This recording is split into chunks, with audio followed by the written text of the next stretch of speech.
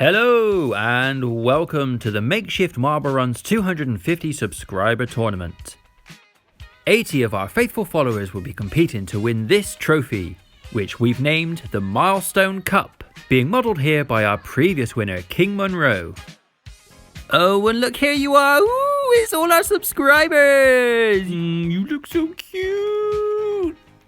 These are the 80 subscribers who have entered this competition, who have been divided into 4 heats of 20 marbles each. The top 10 from each heat will go through to the semi-finals, which will be brought to you along with the final in a separate video later this week.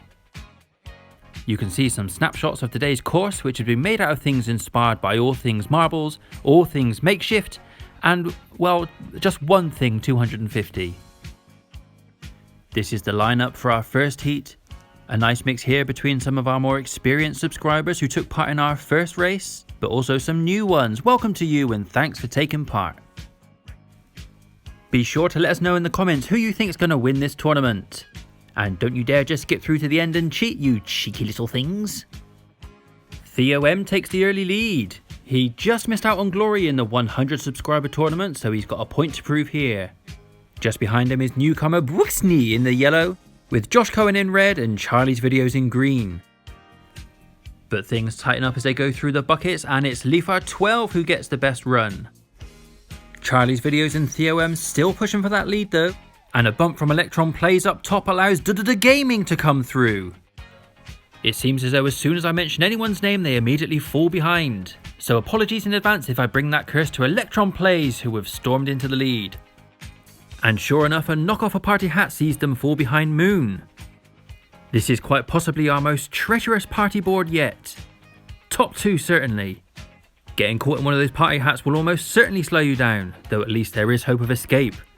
Whereas if you fall within one of those party poppers, well, party poopers more like. Moon still holds the lead on this final straight, but oh, I've done it again. Sorry Moon.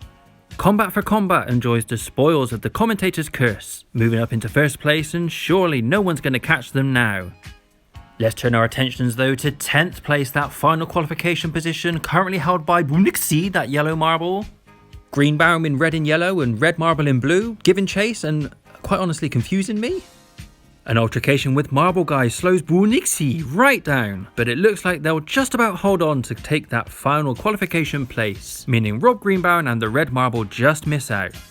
Quite a few did not finish it in this race, probably too many to mention, which is fortunate for me as they're the ones with really long difficult to pronounce names. But sincere commiserations to each of you. We've no time to mourn though, as we're straight into Heat 2 to find out our next 10 qualifiers. Don't they look so lovely lining up ready to race? And they're off! A bit of a stutter there from Squishy Pie, the yellow one at the back. But it's a strong start from Phoenix, the black marble at the front, who came second in our last tournament. That doesn't intimidate Callum though, nor T&D Marble Entertainment. And Penelope Dorothy Victoria Watson making a bold move now as well. She's the pick of the bunch as they come through the buckets. Bowling Ball OC, the other marble making up that leading pack.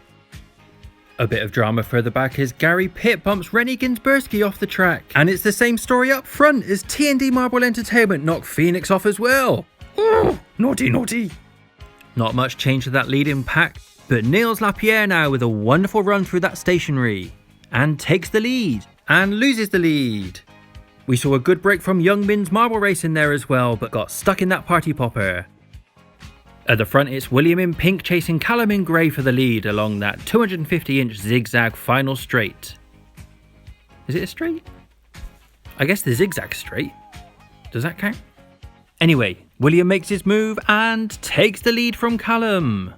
Also, during my little existential crisis, we missed Freakin' Peakin' moving up to 4th. And a wonderful move from Dice Roller, who stormed into the top 10 and has now made their way up to 6th. T&D, Lapierre and Strawberry Milk look comfortable just behind. Will there be any late drama between Gary Pitt and Orange Spark? No. We get a few more finishers this time, but it's hard luck for Orange Spark, Squishy Pie, Gaming Commander, Big Fan and Mukunda Ethan. They did well, but not quite well enough. Ada North Racing and Bloom Golden caught out party in there. And what can you say about Ginsburski and Phoenix, other than we're very sorry, please don't sue us. Lots of excitement surrounding our third heat with King Monroe, our reigning champion, taking part. Alongside him is predominantly new marbles, so almost anything could happen. Well, that was a conventional start. I worry I may have got your hopes up with that whole anything can happen thing. Clarence and Camille off to an early lead, but of course King Monroe, as you might expect, breathing down his neck. Booker T, Ellie Shakespeare and Rudrud keeping close as well. And things open right up on this portion of the track. Lots of good racing from lots of good marbles. You might be wondering what on earth this part of the track is supposed to symbolise. Well, it's a new kind of track that we've been experimenting with, and we plan to put it into use with a new subscriber league coming soon in the next few months. So if you're not quite as fortunate as Speedy Marble, Bribri New York or Coolio Singvi, who currently lead this race, there will still be plenty of opportunities for you to get a taste of marble glory through being part of Makeshift Marble Runs. Edu GJ doesn't want to wait that long though, as they move up into the top 3, and Chicken Boy and Ellie Shakespeare also make a break for the top 3 as well. Here comes Battlehawk 62, that dark brown marble zooming through. That catches Marcus Manley off guard, who drops down to 6th. But no such luck for Booker T, who can't quite get past. There's not much luck for King Monroe either, who just about recovered from a nasty knock on the party board, but gets his angles just off coming onto the zigzag, and that allows a lot of marbles to get past.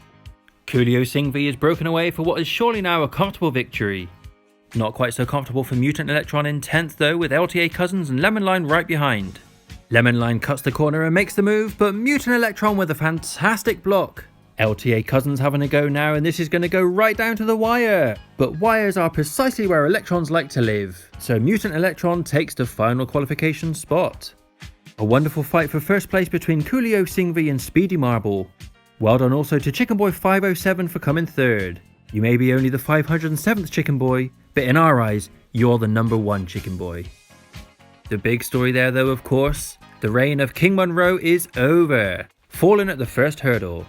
I'm sure that'll give a boost to the competitors in this final heat. None less than RTS Kicker, our final pre-qualifier, having finished 3rd last time round, rocking a new red and yellow look. Off we pop. Marble Minion dressed in gold, going for gold, certainly no stranger to winning. Joined at the front by Jordan 7 in blue and Tim Seeger in the red, white and blue. Pictimundi moves up to 3rd, and that lime looking Tangerine makes a move over on this near side. Sammy Zayavong and Hazer Bats are toing and throwing at the back. But this is our tightest race yet, so I certainly wouldn't count them out of it. RTS Kicker are out of it however, having fallen through the gaps between the buckets. Marble Minion and Pictimundi still leading the way out front, but here comes Spongy Face 2000. Marble Minion holds on to 2nd, but Bee Honey be coming for you. Jordan 7 still up there in the mix alongside another blue marble, Marble Racer, doing exactly what it says on the tin. And just to confuse you, another blue marble joins that little pack, Duck Talk splitting the 2. Bee Honey be struggling now as Pictimundi makes their way back to the front. Julia Parker and Miss Greer's Bits and Pieces also makes their way past. It looks like quite a few are getting stuck on this party, so it may now simply be a case of Slow and Steady finishes 10th in the race. From a steady race to a Spongy Face out in front, Spongy Face 2000 leading the way. Marble Racer and Duck Talk's not happy with qualification though, they're going for the win. It backfires though as Jordan 7 overtakes Duck Talks. Pictimundi tries it as well but comes to a stop, but they're pushed towards the line by Marble Minion, Hazer Bats and Julia Parker, who all join them in qualification. Comfortable 9th and 10th place finishes for Krana 05 and Miss Greer's Bits and Pieces respectively, who qualify just ahead of Glixla. While this heat was definitely the place to party, so many of our marbles laid waste here. Well and truly party pooped. Well, that pretty much concludes the first half of our 250 subscriber celebrations. 80 of our lucky, lovely subscribers started out this competition, and we whittled it down to 40 semi-finalists. Here's a list of all of those who will be competing in our next video. Make sure you click subscribe and turn on notifications so that you can find out who will be the 2nd ever Makeshift Marble Runs Milestone Cup champion. Woohoo!